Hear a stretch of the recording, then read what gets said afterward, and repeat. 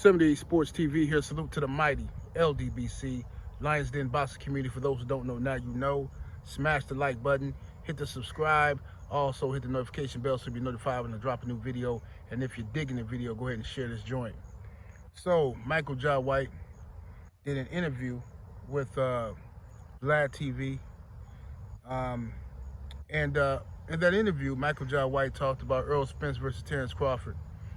And he said that he had insider information that someone from Errol Spence's camp, or someone who he knows that has been around Errol Spence and witnessed sparring and witnessed Errol Spence in camp a month before the Crawford fight, he says that person told him, nah, man, Spence ain't got it. He ain't ready for this fight, right?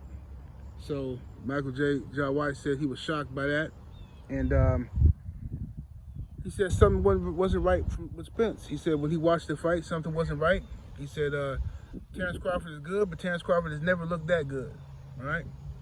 Now, this is funny to me because everything Michael Jai White is saying is absolute facts as far as how the fight went, you know what I'm saying? Michael Jai White also said that it's hilarious how people are running around here acting like they just knew that Crawford was going to do that to Spence, which is cap. I didn't see nobody on YouTube running around saying that Terrence Crawford was going to dominate Errol Spence and then stop him, just dominate him. You know, most people thought most people who picked Crawford thought Crawford would win, but not in a dominant performance. They thought it was going to be a back and forth type of fight. Both guys would have their moments and Crawford would pull it out. That's what the guys who picked Crawford were saying on my videos, at least. I didn't see nobody that said it's going to be Crawford going to dog walk Errol Spence. It ain't even going to be close. I didn't see nobody say that. But anyway,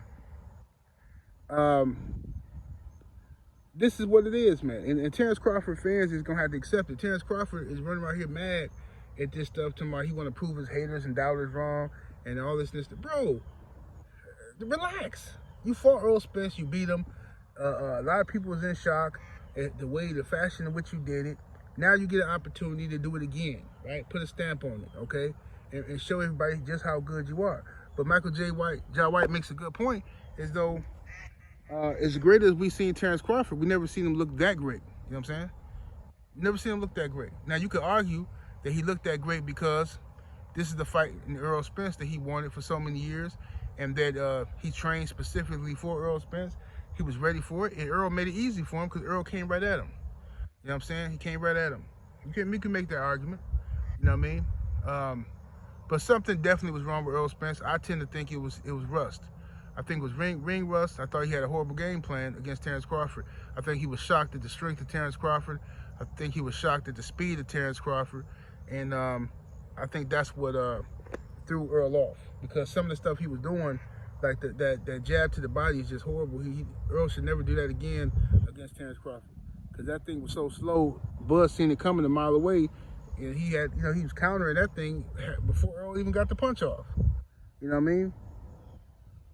So Derrick James and Errol Spence, like I said before, is going to have to go back to the drawing board and examine, really study Terrence Crawford and break down his style, break down what he did effectively. And Terrence Crawford, we don't know.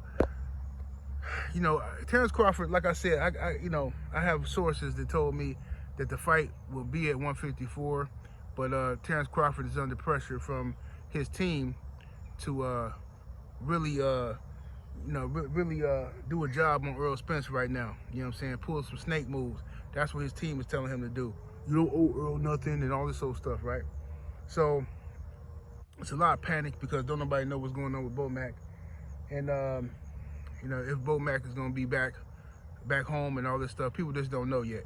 So it's a lot of panic and shenanigans going on. Hopefully Bomac is okay and he makes it home from the UK and gets his case dismissed, or whatever the situation is, it comes to some type of resolution, and he can be there to train Terrence Crawford. Because I just don't want to hear no excuses after this fight. The second fight, I think the second fight is just gonna tell the tale. You know what I mean? It is what it is. This second fight is gonna tell the tale. You know what I mean?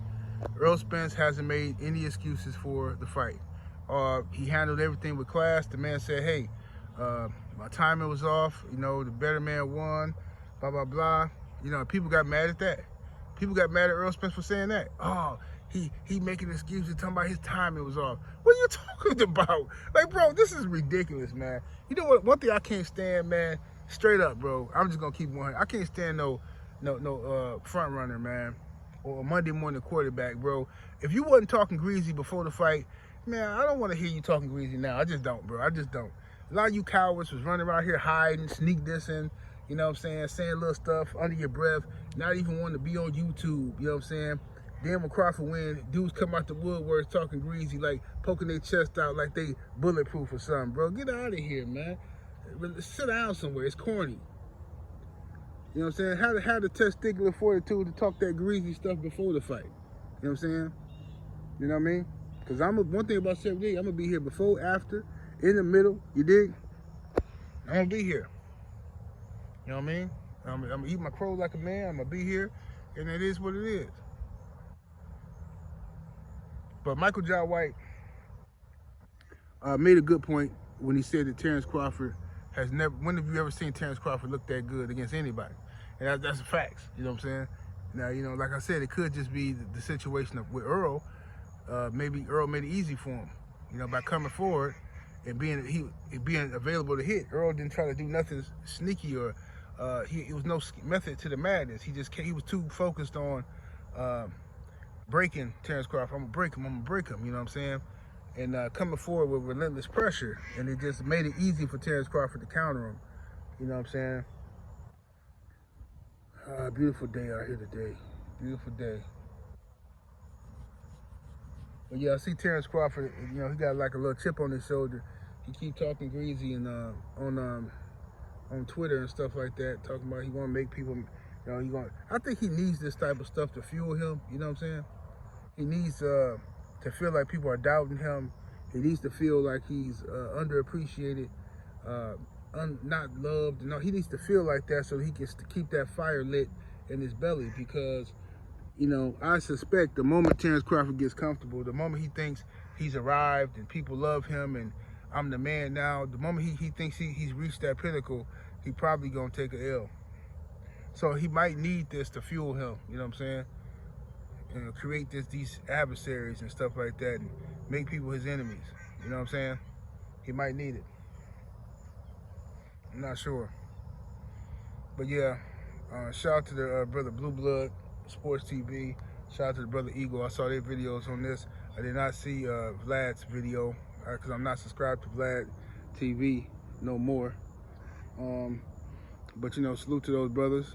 Let me know what y'all think of what did you guys think of Michael Jai White, his comments on Terrence Crawford? And I know people gonna come here and flood the comment section with, the fight's been over for 2 months and you guys are still crying. You know, it's just ridiculous, bro. These dudes be, y'all need to cut it out. Y'all need to stop the cap. Most of you dudes are casual fans anyway. You only hear on YouTube to hear about Errol Spence, Terrence Crawford, Shakur Stevenson, Devin Haney drama, you know what I'm saying? Whatever gives you an opportunity to argue with people, that's what you here for. You know what I'm saying? Cats can do a million videos about Canelo versus Charlo, a great fight that's happening this week. Don't nobody even want to hear about it. Ain't nobody even talking about it. No trash talk to be seen or heard. You know what I'm saying? But after the fight, though, you watch this. After the fight, it's gonna be some smoke in the city from all the front runners, Monday morning quarterbacks. You watch what I tell you. Ain't nobody talking about Canelo versus Charlo right now. But after the fight, you watch how whoever wins, it's gonna be super duper trash talk. Everybody running around with their chest poked out. Like I said, that's how they always do. 7 Days Sports TV, salute to the mighty LDBC. Y'all smash the like button, man. Hit the subscribe, share the video, and all that good stuff. Good Lord, this girl talking loud as ever. I'm up out of here, deuces.